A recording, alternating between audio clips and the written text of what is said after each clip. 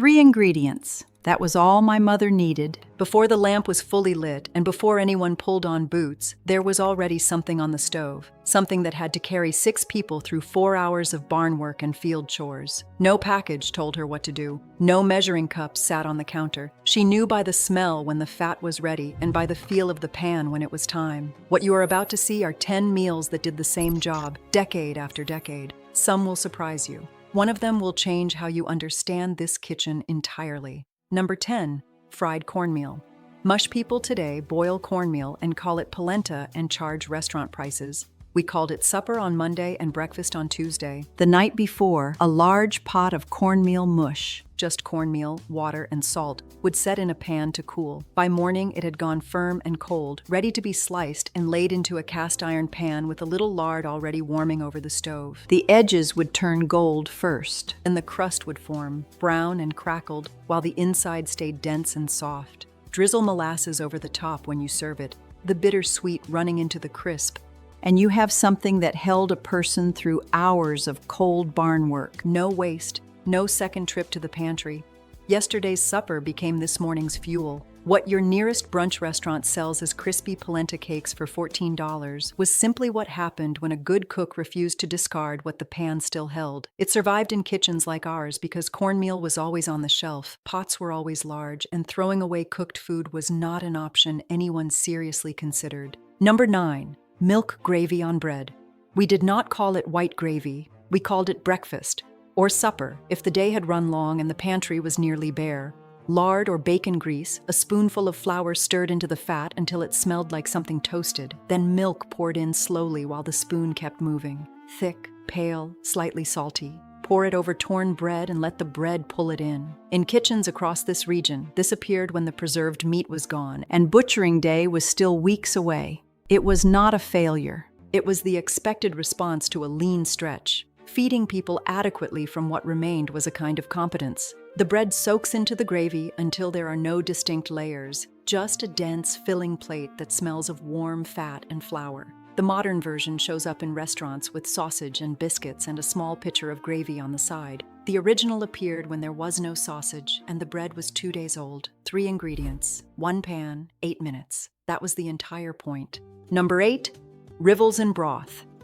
My grandmother could rivel faster than I could follow with my eyes. She pinched small pieces of loose dough, flour, egg, and a pinch of salt worked together in a bowl until just barely combined, and dropped them straight from her hands into the simmering broth. No rolling pin, no board, no shaped noodles, just her hands and a hot pot. The little crumbles would swell and turn slightly golden, absorbing whatever broth surrounded them. Chicken, beef bones, vegetable water from supper. Irregular and lumpy and not beautiful, but satisfying in the way that only something with real weight to it can be. This was Pennsylvania Dutch kitchen logic. If the broth is already on the stove and flour and egg are in the house, you have a meal in 15 minutes. Packaged noodles and canned soup made this feel unnecessary, but the deeper loss was the technique itself. Rivals were never written down in detail because the knowledge was in the hands. How loose the dough should be, how small to pinch, how the crumbles look when they are done. You learned by standing beside someone. When that person was gone, the recipe card that remained could tell you the 3 ingredients. It could not tell you everything else. A recipe card could list the ingredients. It could not tell you how hot the broth needed to be, or how loose to pinch the dough, or how to hear when something is done by the sound the pot makes. We learned by standing next to someone who already knew. When that someone was gone, what stayed behind was a list of ingredients and a gap where the knowledge used to live. Number 7, bread and lard with salt. I have watched people spend considerable money on boards with cured fat and artisan bread. We called it what you ate while the soup was still heating. Homemade bread, a smear of rendered lard, coarse salt pressed into the surface. Nothing to cook, nothing to plan, nothing to wait for. The lard would soften slightly against warm bread, and the coarse salt would crunch against the fat. Dense, savory, not delicate in the slightest. A slice of this before walking into a cold barn felt like putting on a second layer. The rendered fat from a home-butchered hog was a serious household resource. Not an embarrassment, not a substitute for something better, but a product that came from careful work and belonged on the table. Lard became the health villain of the mid-century and vanished from most kitchens, not because it stopped working, but because people stopped butchering their own hogs and started believing a different story about fat. Meanwhile, the habit of rendering and using every part of an animal stayed in homes where the animal still arrived whole. Nothing that took effort to produce was discarded without a reason. Number 6. Plain potato soup. People now put 12 things into potato soup and still call it simple. My mother's version had 3. Potatoes from the cellar, milk from the morning, salt. Cook the potatoes until soft. Mash them slightly against the side of the pot. Pour the milk in warm. That was it. Thick and pale and starchy, smelling of warm dairy and potato steam.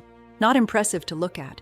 What it told you when it appeared without anything else on the table was that the preserving jars were nearly gone and spring had not yet arrived. Everyone at the table understood what that meant. It was not shame, it was the honest accounting of where the season stood. The modern version adds cream, cheddar, bacon, chives, and calls it loaded. The original worked because it did not try to be more than 3 ingredients required. You can still find versions everywhere, but the original kitchen logic, the pantry is low, the cellar still has potatoes, this is supper, has largely been replaced by choosing among 40 options at a store. There was a stretch between late February and the first green things from the garden that every farm family recognized. The jars were almost empty, the potatoes were going soft, the preserves were gone. You cooked what was still there, and 3 ingredients was not a limitation. It was what the pantry honestly offered. That is a different relationship with food than selecting whatever you want on any given day. Number 5, egg and potato hash. Before anyone named it a hash, we had already made it 100 times. Cold leftover potatoes from the evening before, cut into rough cubes and laid into a pan with bacon grease already hot. Let them sit until the outside goes dark and crusty, then crack the eggs in around the edges and let everything finish together. When the yolk breaks over the potato crust, you understand immediately why this was the breakfast people got out of bed for. The fat fried potato smell, the egg setting around it, the weight of the plate. One pan. The grease was already in the kitchen, the potatoes were already cooked, the eggs came from the hens outside. Nothing additional needed to be purchased or planned. Brunch menus now list potato hash at $16 with roasted peppers and microgreens. The original existed because spending more time or ingredients on a 6 o'clock breakfast was simply not available. Large family suppers produced leftover potatoes. Leftover potatoes went into the morning pan. Nothing sat in the icebox waiting to be thrown away. Number 4. Fried oatmeal. People throw away leftover oatmeal. I genuinely do not know when that started. In kitchens, I remember the leftover oatmeal from a large morning pot was poured into a loaf pan to cool and set. By the next morning, it had become something entirely different, firm enough to slice, ready to lay in a buttered pan until the outside went gold and slightly crisp, while the inside stayed dense and warm. A drizzle of molasses over the top, and it became something you would not have recognized as last morning's cereal. The texture contrast was the whole point. Not soft, not mushy, something with a crust, something that held up, something that provided the kind of slow-burning caloric weight that kept a person through the longest hours of harvest work. Overnight oats became a food trend. Fried oatmeal, which does essentially the same planning ahead work and produces an entirely different result, is almost unknown outside kitchens where large pots of oats were still standard. One version was marketed. The other just kept happening quietly in places that never stopped making large pots of anything. One pot of oatmeal became 2 breakfasts. That was not cleverness. That was how a large kitchen ran. Convenience did not only replace cooking, it replaced the habit of knowing what yesterday's food could still become. When every morning begins with a packet, there is no longer a reason to look at the pot from the night before. The food already there becomes invisible. Then it becomes waste. Number 3, apple butter on bread.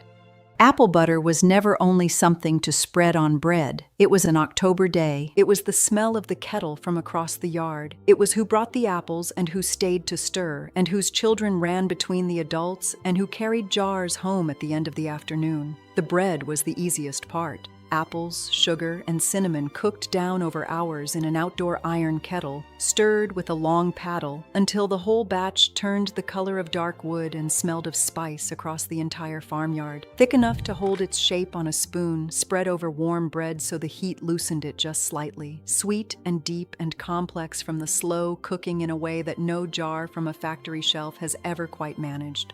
The product survived. The commercial version is acceptable, but it arrives without the October day. without the neighbors' voices, without the knowledge of whose apples went in and who stirred the last hour. The recipe is 3 ingredients. What the recipe cannot be is a community. That is the part no jar carries. Number 2, funeral pie.